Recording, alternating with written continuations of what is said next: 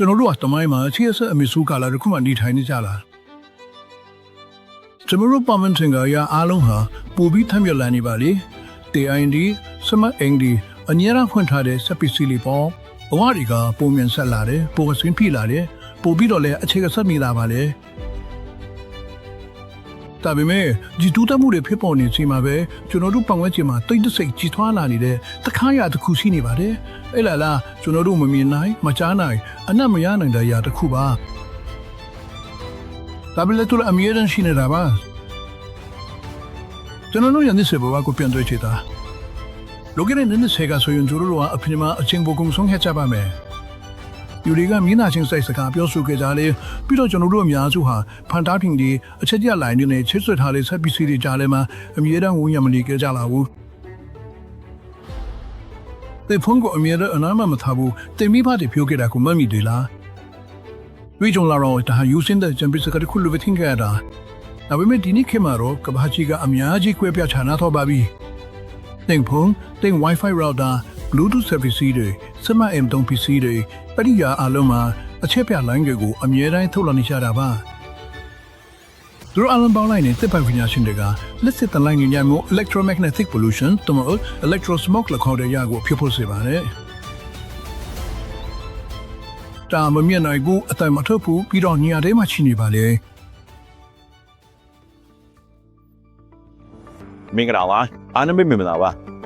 ကျွန်တော်ယနေ့ထားရနေရကိုကြိုဆိုပါတယ်ကျွန်တော်နာမည်ကဆိုင်မလို့ပါဒီနေ့တော့ကျွန်တော်ရဲ့နေထိုင်ရာပေါ်ပေါင်းချင်းမှာ electro smoke ဘယ်လောက်ထိတွေ့နေရလဲဆိုတာကိုအတိအကျသိရအောင်လိုက်ကြည့်ကြမှာပါကြွကြအောင်အခုမေးကြည့်ရရှိတာတော့ကျွန်တော်တို့မမြင်နိုင်တဲ့ညာတစ်ခုကိုဘလို့စပြီးနားလည်နိုင်မလဲဆိုတာပါမယ်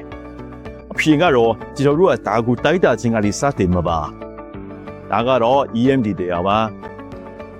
သူကကျွန်တော်တို့နေ့စဉ်တောင်းနေတဲ့စက်ပင်စည်းတွေကနေထပ်လာတဲ့ electro smoke ပမာဏကိုဒိုင်းတာပြီးရှာဖွေပေးတာဖြစ်ပြီးသူပြတဲ့အချက်လက်တွေကတင့်ကိုအံအားတင်စေနိုင်ပါတယ် EMG တရားက AEI လို့ခေါ်တဲ့ mobile circuit တစ်ခုကိုအသုံးပြုထားပြီးအဲ့ဒါက ambient electro smoke index ပတ်ဝန်းကျင်ဆိုင်ရာလက်စစ်တလက်ညဉ့်ညမ်းမှုအညွန့်ကိန်းကိုကိုးစားပြုပါလေဒါကိုစိတ်အောင်တဲ့နေရာဝါရောင်လေးမော်ရောင်နဲ့အနီရောင်ဆုံးတွေအထိတရားတာပြည့်တဲ့ရိုးရှင်းနဲ့မြင်သားတဲ့လမ်းညွန်တစ်ခုလေးတပိုးထားလိုက်ပါ။ရောင်တစ်ခုချင်းစီကတင်ပဝန်းကျင်မှာရှိတဲ့ electro smoke ပမာဏအစင်းစင်ကိုပြသပြပါတယ်။ဒါကိုမြင်လိုက်ရတဲ့က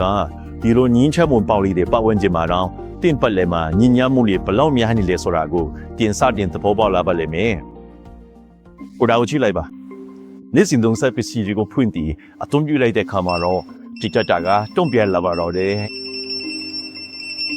တစ်ချိန်ကမမြင်နိုင်ရတဲ့ຢာတွေကအခုတော့တိုက်တာလို့ရလာပါပြီ။ဒါဆိုရင်ကျွန်တော်စိတ်ကူးရင်နေတာမဟုတ်ဘူးပေါ့။ဒီညဉ့်ညမ်းမှုတွေကတကယ်ကိုရှိနေတာပါ။ကျွန်တော်ဒါလေးကအများကြီးဆုပ်ယူမိနေတယ်လို့တင်တဲ့အဲ့ဒီအတိုင်းပါပဲ။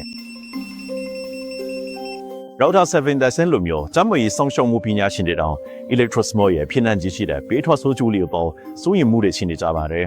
။ကလေးတွေဦးနှောင်ဥပမာ hypothalamus လိုမျိုးနေရာတွေကလူကြီးတွေထဲလက်စစ်တလဲစကွင်းတွေကိုတကြတော့မှငါဆိုင်ကနေနစ်စာတီပေါ်ပြီးစုပ်ယူတတ်ပါတယ်။ဒါပေမဲ့ကလေးတွေရဲ့ယူဒွန်းချင်းစီကိုကြည့်မယ်ဆိုရင်တော့လူကြီးတွေထဲလက်စစ်တလက်ရောင်ကြီးကို10ဆလောက်အထိပေါ်ပြီးစုပ်ယူနေတာကိုတွေ့ရမှာပါ။ဦးနောက်ကပေါ်ပြီးစုပ်ချင်တယ်ဆိုရင်ပုံမျောနေတယ်။ဦးကောင်ခွန်ကပိုပါပြီးအရွယ်အစားကလည်းပိုတီးတဲ့တူမီတဲ့ပမာဏကိုပဲပေးမယ်ဆိုရင်ပိုတီးတဲ့တ िश ူကပိုကြီးတဲ့တ िश ူတဲ့ပိုပြီးစုပ်ယူမိမှာပါပထမဆုံးလက်မြတ်မှာကရန်ကြီးထုတ်ရနေတဲ့ PC တွေကိုဥပမာလက်ကင်ခွန်းတွေလိုမျိုးပေါ့ကုစီကနေဝေးဝေးမှာထားဖို့ပါပဲ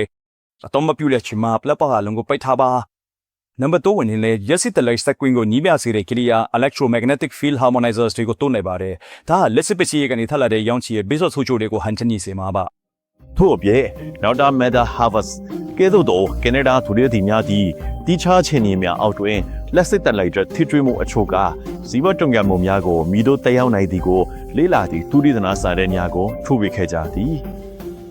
အခုဒါဟာဆက်လက်လေးလာစမ်းနယ်ပယ်တစ်ခုဖြစ်ပေမဲ့တခုလို့ဆင်ပါမယ်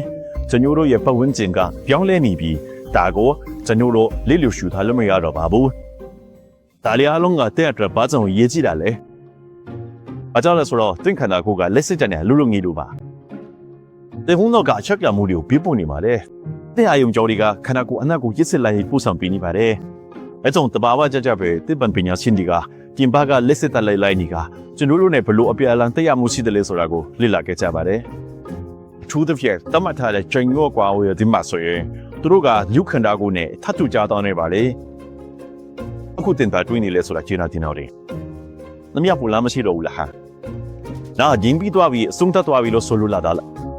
ဒါမှမဟုတ်မျောလင်းချက်ရောင်ချီတန်းလာမဲ့လမ်းဆက်တစ်ခုရှိသေးလားတဲ့နဲ့တင်မိသားစုကိုကာကွယ်ဖို့အတွက်ဒီနေ့ဘာတွေလုပ်နိုင်မလဲဆိုတာဆွေးနွေးကြည့်အောင် EM ကကိုမစ်ဆက်သေးတာစီဒါကျွန်တော်တို့လက်ရှိညီထိုင်နေတဲ့ကဘာကြီးကွယ်ဒီဇိုင်းထုတ်ထားတဲ့တက်ဆောင်ရလွယ်ကူလဲ harmonic ညီပင်အတုံးကိရိယာတစ်ခုဖြစ်ပါတယ်ခဏတစ်ချက်နဲ့ယူမယ် EM ကတင်ပန်းဝင်ကြီးမှရှိတဲ့ရွှတ်ထွေးတဲ့ရက်ဆက်စလိုက်ပန်းဝင်ကြီးတွေကိုဖိနှိပ်ပြီးဟန်ချက်ညီအောင်လှုပ်ဆောင်ပေးပါလေအခုလက်တဲ့အချိန်မှာဘာတွေဖြစ်ပြနေလဲဆိုတာကြည့်လိုက်ရအောင် EM ကကိရိယာကိုအသုံးမပြုထားတဲ့အချိန်မှာဆိုရင်ကျွန်တော်ရဲ့ laptop, tablet နဲ့ smartphone တွေမှာ EMD data နဲ့တိုင်းတာရရှိတဲ့ AI အဆင့်တွေဟာပုံမှန်ထက်အများကြီးပိုပြီးမြင့်မာနေတာကိုကျွန်တော်တို့စီးစင်းလေးလေးနဲ့ထင်ထင်ရှားရှားမြင်တွေ့နိုင်ပါတယ်အခုကျွန်တော်တို့ EM ကတို့ဖွင့်လိုက်မြင်တခြားကြည့်ပြပါ EM ကိုဖလိုက်တဲ့အချိန်မှာပဲ harmony immune gain harmony indicator ကအနည်းအားဖြင့်အစိမ်းရောင်ကိုပြောင်းပါလာကိုတွေ့ရပါလိမ့်မယ်အက EM ကအလုံးလုံးနေတဲ့အချိန်မှာပတ်ဝန်းကျင်ကပိုပြီးဟန်ချက်ညီသွားတဲ့ဆောင်လာကိုပြသနေတာပါ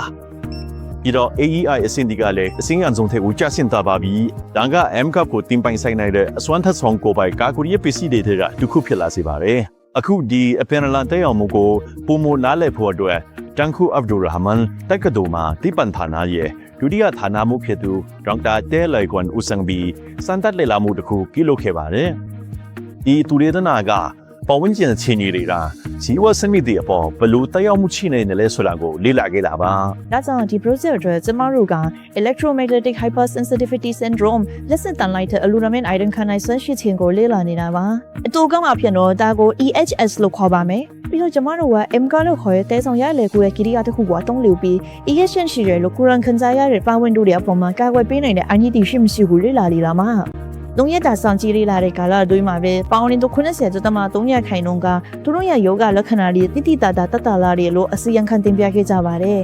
။တွေးဆက်ရီစုစီမှု90ကျမ900ခိုင်နှုန်းရောကျသွားတာကိုလည်းကျွန်တော်တို့တွေးရှိခဲ့ရပါတယ်။ဒါဟာတွေးလက်ပတ်မှုပုံမကောင်းမွန်စေပြီးတွေးချောင်းရည်လေးတွေထဲမှာတွေးချိစစ်မှုပုံမကောင်းမွန်လာစေကဆဲအစ်စ်မှာအောက်ဆီဂျင်နဲ့အာဟာရchấtတွေကိုပုံမထိရောက်စွာပို့ဆောင်ပေးနိုင်တဲ့အထက်အလွန်အရေးကြီးတဲ့အချက်ဖြစ်ပါတယ်။ဒါအပြင်0တိုနေပမာဏ59.5ခိုင်နှုန်းတိုးလာတာကိုတွေ့ရပြီးဒါကရှိခံစားချက်အိတ်ချက်နဲ့မညံစရာလှုပ်ဆောင်ချက်တွေကိုပုံမကောင်းမွန်စေပါတယ်။အနည်းချုပ်ပြောရရင်တော့မိရတဲ့ရဲ့အဆုံးမှာအရေးကြီးဆုံးຢာတွေကတော့ကျွန်တော်တို့ချစ်တဲ့သူတွေမိသားစုတွေအိမ်နဲ့ကျွန်တော်တို့ရဲ့နေစဉ်ဘဝတွေပါပဲ။အားလုံးလဲဆိုတော့ညီပညာဆိုတာဘယ်မှပြောခွေတောင်မှမဟုတ်လေပါ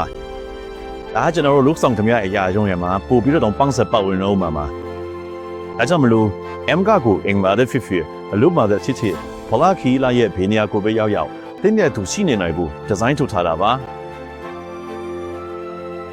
ဒီတရက်စကားကတင်းဆွေထဲမှာတစုံတရာခန်းစားမိတဲ့ဆိုရင်ဒီဗီဒီယိုကိုတင်းစီမြဝေပေးတဲ့သူကိုစစ်သွဲလိုက်ပါပြီးတော့တင်ဒီနေ့ပဲ M ကိုင်းနာတူတင်းခီလန်ကိုစတင်တော့မှာဖြစ်လို့ကျွန်တော်အញ្ញိုင်းစိတ်လှုပ်ရှားမိပါတယ်ကျွန်တော်နာမည်က Simon မှာ view site ချပါ view ထဲလုံခြုံစွာနေထိုင်ကြပါ